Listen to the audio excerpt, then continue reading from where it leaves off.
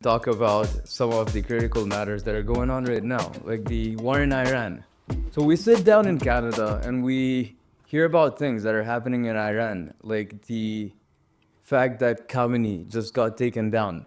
And a lot of Iranians are happy about that, that the regime is over.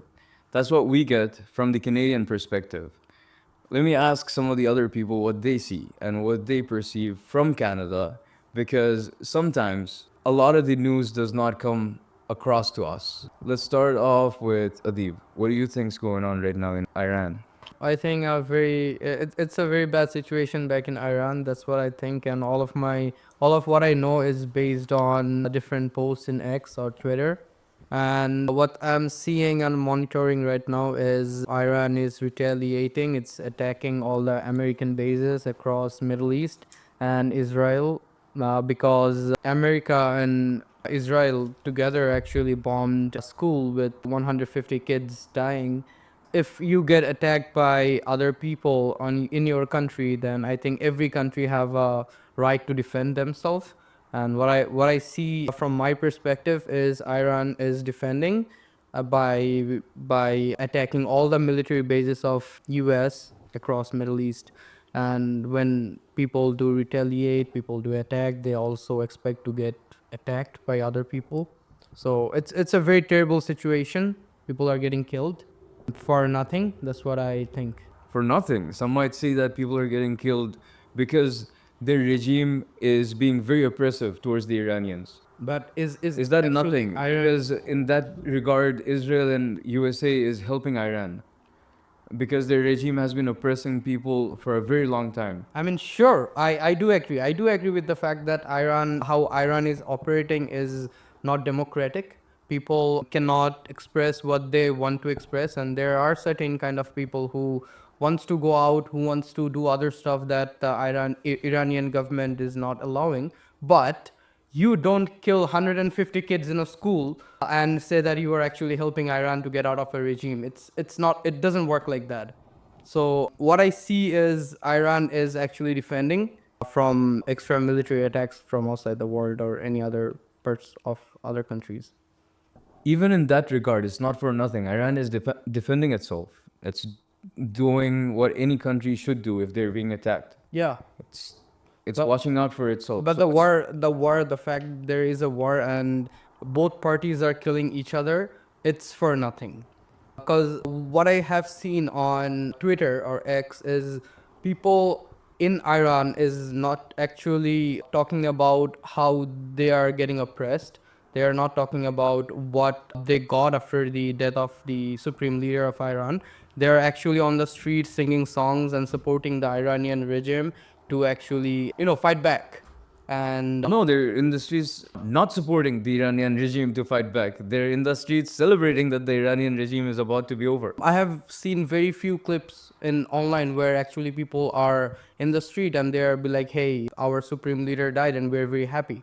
I have seen pictures and photos and videos where people are on the street and they're singing song that, "Hey, this is a war. We are on a war. We are supporting it." They're singing music and other stuff.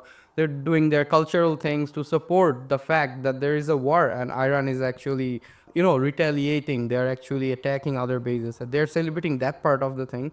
And there might be some people who actually very happy because they do not belong to this regime. But what is happening in Iran is people are liking the fact that their government is actually trying to protect their regime or their country.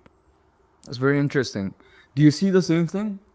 What I personally see is how this is that this is not a war for America. This was obviously started by Israel. And it helps Donald Trump a little bit as well. It does help him distract from the Epstein files. I think Iran is 100% defending itself.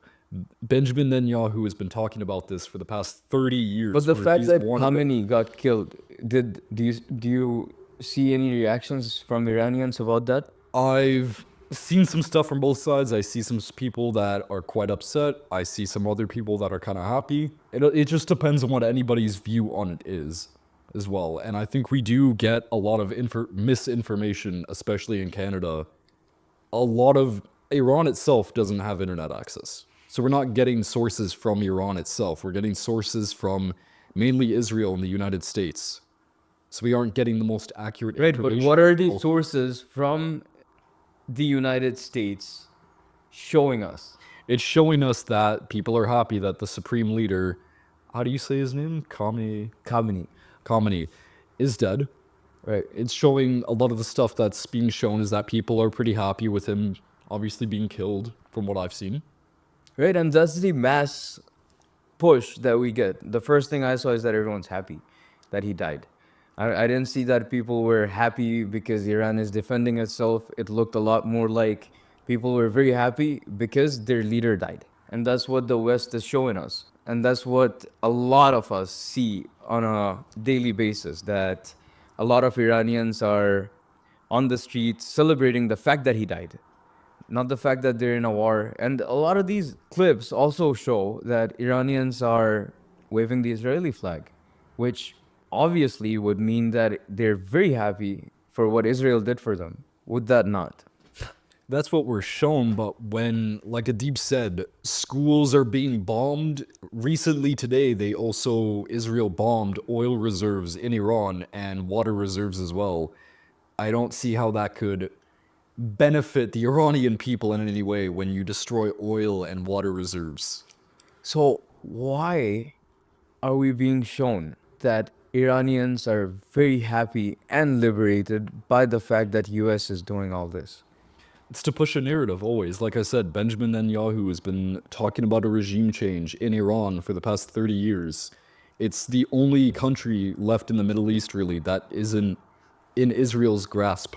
It's the last country to stand in the Middle East. And again, this very much does help Donald Trump as well. This very much distracts everybody from what's being shown in the Epstein files. They've been removing thousands. They removed 47,000 today alone from the DOJ website. They're distracting people. Where are they distracting them from? The Epstein files? Yes, Do you absolutely. think the whole war was started in the Middle East with Iran for the Epstein files? Not all of it, but it definitely does play a part as well. Because there is files that have shown that Epstein himself said that if you were to trap Donald Trump in a corner, he would rat out and he would start a war with Iran. And absolutely, this war that's going on with Iran is completely disintegrating all U.S. defense. It costs Iran about $300,000 per missile, but for the U.S. to intercept those missiles, it costs between $3 to $4 million. They are defending themselves and they're letting the U.S. burn themselves out of money. So you're saying Iran's defending itself, but it sounds like Iran's attacking too. It has to attack as well. It's not gonna. They aren't gonna go down You lightly. cannot defend like without attacking, right? Like There has to be some level of countermeasure. exactly. You can't defend for so long, or you're gonna end up going through your own resources as well. You gotta have some level of fight back to show them you're not gonna go down so easily. And we've seen this with the supreme leader dying. The Iranian government isn't really there. It's more separate military bases that are just working in their own to defend the country. It's survival at this point. They have no other option but to survive. They need to survive this war, or a regime change will happen, and Israel will again have control of Iran. So you're saying it's about control and it's not about the liberty of Iranians. No, they. So what are they so happy about? A lot of the videos that we've seen that come from supposed Iranians aren't from Iran. A lot of them live in the West, or a lot of them are Arab-looking Israelis posting these videos on behalf of the I mean, Israelis do look Arab, by the way. That's because they are Yeah. Semites, so you can't tell the difference sometimes. You understand what I'm saying, though. Yeah, I get what you're saying. It's very interesting. That's a different perspective on the whole war. What about if the Iranians that you're talking about in the West and Europe and other places were not in Iran, right? The ones who are outside of it, they might say that they were kicked out of Iran. That's why they're very happy about the regime change, because they can finally go back to their country. I think obviously Iran has its own issues as well. There's still criticism to be allowed against the Iranian government. But I think this entire war will not solve anything. This war is going to be dragged on for a very long time. And I think the US is going to completely run out of money in the next 3 months if this US never runs out of money. It'll find its way to make money. It will, but It'll at the same find- time, though, with how much money is being spent and how much Iran has destroyed, they've destroyed over 13 U.S. military bases across the Middle East. And today, they painted these kind of fighter jets on the ground. Yes, And yes. Israel spent $1 to $2 million per missile on striking these, like, prop planes, essentially. It's paint on the ground. So that's a declaration of war then. Like you're taking down bases, you're taking down military, you're taking down ships. And we all know US doesn't mess around with their ships. Yeah. So would you say that this is gonna evolve into a war if things don't stop from where they're headed? Absolutely, we'll head towards a war. I mean, today it was shown that the drone strike on Cyprus was not sent by an Iranian drone at all. It never came from Iran. And the news has refused to show or explain where that missile came from or the drone came from as well. But sources do show that it did not come from Iran. That's a very interesting one because there are a lot of bases which got bombed in Dubai. And a lot of people who caught these clips of the bomb coming in to the US bases, they found that the rockets were flying from the direction where the city is. Meanwhile, Iran is on the other side, we're divided by sea. So if Iran was to deploy the rockets, it would come through the sea and nobody would see that the rocket is coming until it hits the base. But instead, it flies from the other direction where the city is and it goes over the city. And that's not the direction of Iran. Iran's over there. Who's sending these missiles? That's a good question to ask. Absolutely, it's Israel. They are going to create as many false flag attacks as they possibly can to incentivize people into supporting the war. So you're saying that we're being dragged into a war that we don't want, and Absolutely. this sounds a lot like conspiracy, man. Whoa, like how is Israel thinking that far? So you're saying that Israel is planning the war. It's also starting the war. It's also engaging as Iran in the war. Why would it bomb U.S. bases? Israel is U.S.'s greatest ally. They've done it in the past, especially with the U.S. Liberty, where they struck a ship called the USS Liberty that had many American soldiers on it because they intercepted a radio call of IDF soldiers talking about killing Palestinian children. They've done it before. They will not hesitate to kill anybody at all, even if it means American citizens, their greatest ally. They will kill them if it benefits them. But They do not care. United States and Canada, both of us are one of the greatest supporters of Israel. We help them out so much and we support their cause. What are you saying? All of our politicians and majority of the people in both of our governments have been lobbied and paid off by lobbies like AIPAC. They're being funded by Israel to support Israeli laws, Israeli products, Israel as a whole, and their wars. The United States has fought wars for Israel for the past 3 decades. They fought Yemen, Libya, Iraq. They're fighting Iran right now. They've fought so many countries on Israel's behalf, and they will continue to do so. That's a good point. Like US actually bought liberty to a lot of these countries you just highlighted. It's a good question to ask. What are these countries doing now with the US bought democracy and liberty? A lot of them are in favor of Israel now. A lot of them are. Because of their governments, because they put in, once they've disrupted these countries, they'll put in, a prime minister, a president that is very supportive of Israel and will do anything for them. That's what they want. They want control over the country so they have their resources, the control of their people. They want that. They want full, total control, and they will do anything necessary to do it. Even if it At least this improves their economy, right? Like their economy gets better. their and oil people flourish. reserves go straight to the U.S. It's U.S. controlled. So then the U.S. can send it to Israel. That's what they were doing with Venezuela. So you're saying it doesn't benefit their economy to get liberty? What are you talking about?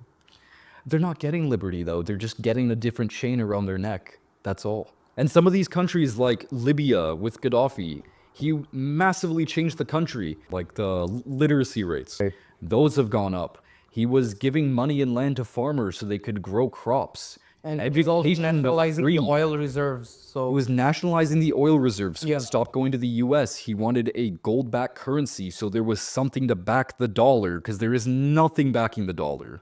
Nothing backs it. Imaginary numbers, essentially. And they killed him. They labeled him as a terrorist. They killed him, and they put someone in the government that will absolutely love Israel and do anything for them. They have their own little people they control that they can send to this country, Right. so that they'll do their bidding. But Libya didn't flourish much after that. You'd imagine it became better. You're saying that all this stuff happened, Gaddafi went out, and he was better for Libya? Absolutely, he was. He was never a how terrorist. do you define the fact that it was not getting better? Like, what is better? Supporting U.S. products, just like commercializing all your national reserve, is it better? Or it's better to nationalize all your reserve, nationalize all the other stuff, remove the U.S. currency, have gold as a backup, and run the country with whatever the country had? Which one is actually benefiting people? I mean, it would obviously sound like the other option of not being under the US's control is benefiting people. Exactly. So that's what I think personally, that if a country So you're saying that when US brings in liberty to people, they also take away a lot from their economy. Yes, like they'll put capitalism, they'll put other stuff, and they'll take whatever nature has given to this country and whatever this country was flourished with. What will happen is people get illusion that they're getting developed, they're getting this, they're getting that, but in a sense of what you had before and what you have now, if you compare it, it will be okay. We lost a lot of our gold, we lost a lot of our natural resources just to get some other companies which gives us gas wherever we go, which gives us food from the drive-through. I mean, pretty convenient, but what we lost to get this gold, natural reserve, oil, like my own homeland with whatever I can do, and now it's all commercialized, now it's all corporate.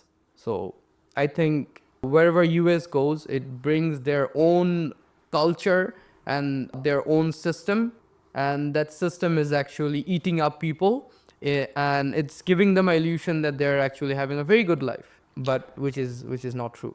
I think what's also continuing this war as well is the war on Gaza and Palestine as a whole.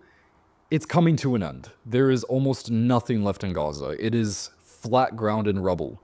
And if this war were to end, Benjamin Netanyahu would have to face his indictment charges, where he's being charged with bribery as well.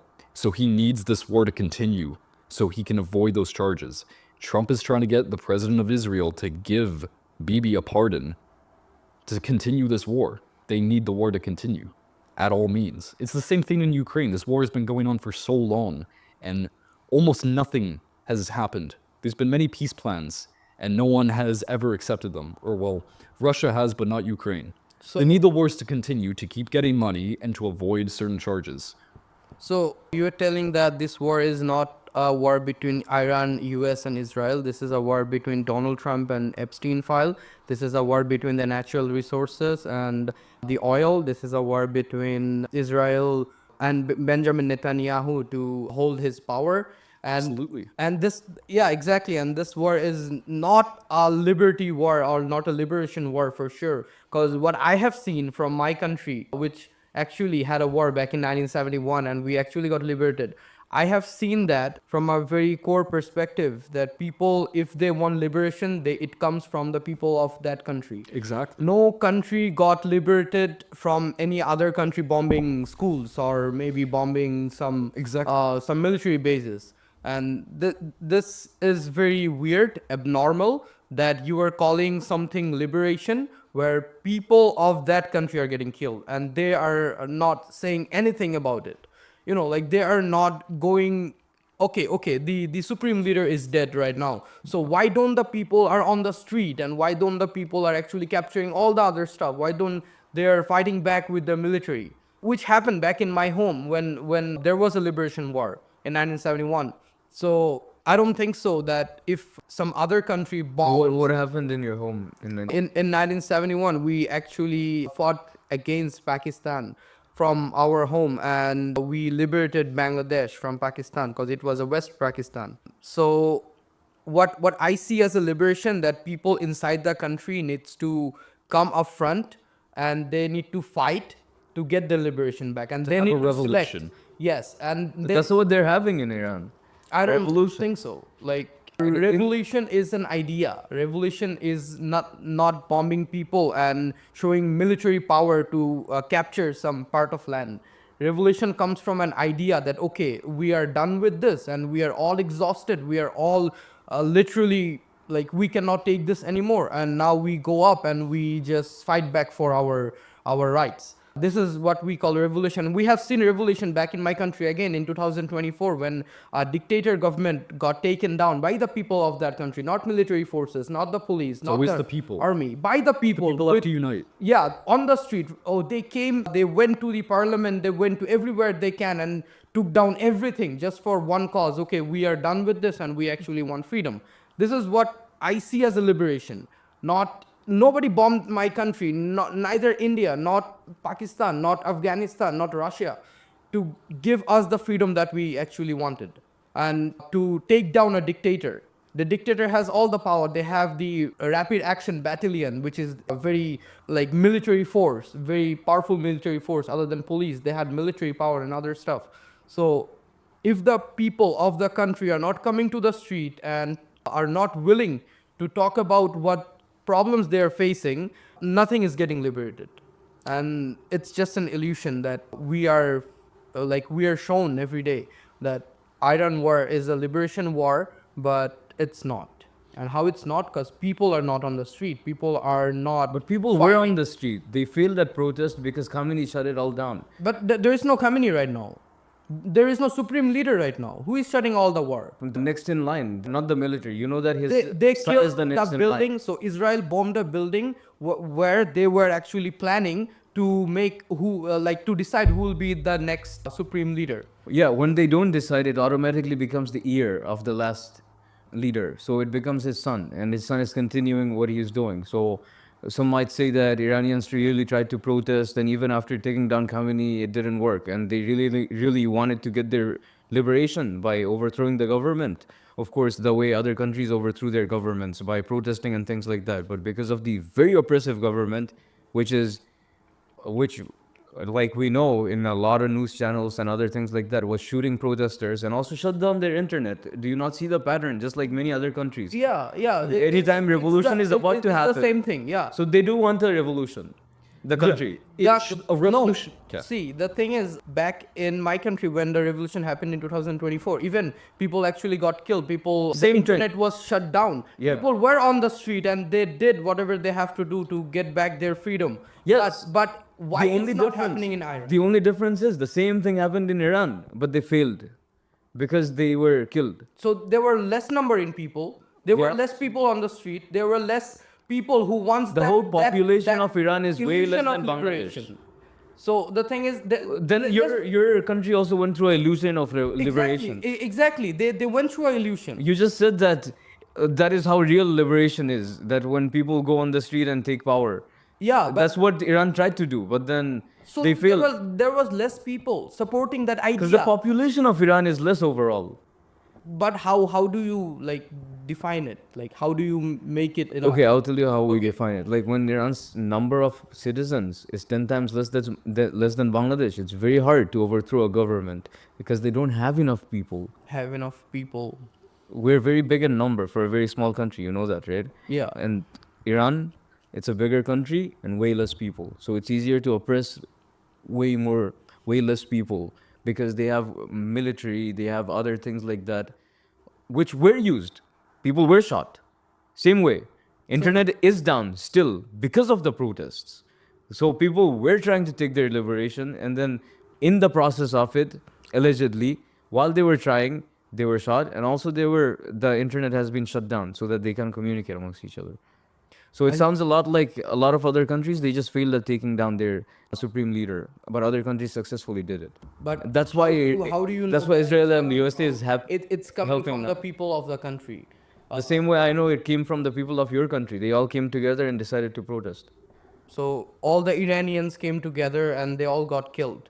So that's what you were trying to say, and that's why the government didn't. Not all of them got killed. After a bunch of people got killed, they didn't do protests anymore. So they're fine with the fact that a lot of people got killed and their government is it's like still there. No, they're not fine with it. That's why they're supporting the US so much. Because they failed at it and now they want some other external help to take down that oppressive government. So is US actually taking down the oppressive government? And it's doing it right now by bombing the oppressive government. I mean, But how does that school relate to you bombing a school and water reserves? How does that In the literally- school, the meeting was being held to. I don't think so. There was not. There were children in that building. They killed them. Okay, so what was the strike for? Just to kill children? Killed children. Yes. Just like to nothing ignite the else. fire of a war. That's what happened. Exactly. That's what it was. They wanted to ignite the Like bomb children, there was no objective behind that, and there was nothing. There was no leader in the background. Peace deal in Cuba. They were actually trying to talk to each other in Cuba at the same time when this happened. And like, how do you define it? Like, you were actually trying to talk, okay, we're gonna make this a peace deal and we're not gonna bomb each other, and boom, right now you just bombed a school with 150 kids. And the main fact, while you talk about the liberation of women, the liberation of the people, all the 150 people, kids who got killed were women. Because that was a women's school, a girls' school of girls from 9 to 10 years old, and it was a kindergarten school. Like, how that even makes sense? That you were talking about liberation, okay, women don't have this right, this, that. I understand. But how does it actually make sense that you bomb a school with women, with children, 9 to 10 years old? with civilians inside in general. Yes. And hospitals. That as well. It's very interesting. That's something to think about. That's something we should all think about. Maybe it's not how it seems.